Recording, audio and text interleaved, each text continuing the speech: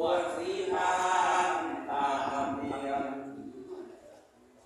เอาบอนให้ฝังอีสานแฟงว่าเขาได้กระเทียมใจล้นเพียงบวชสีพามข่าวและหุ่นข่าวน้ำเปล่าเปล่าสังงาสีขาวงามกะลาบวชสีพามให้ถือศีลขอหนึ่งให้ละสิ่งยาดินสิ่งบ่ดี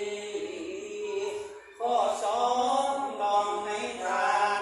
เวลาทานการทำบุญข้อสามจงสังเกตให้ฟังเทศจากอาจารย์หัวใจอย่าล้นลานอย่าฟุ้งซ่านก็เป็นกรรมหัวคนจงตั้งใจสั่งลงไปให้จดจำถ้าคุณคือทองคำอันจะนำคำสุมาพระองค์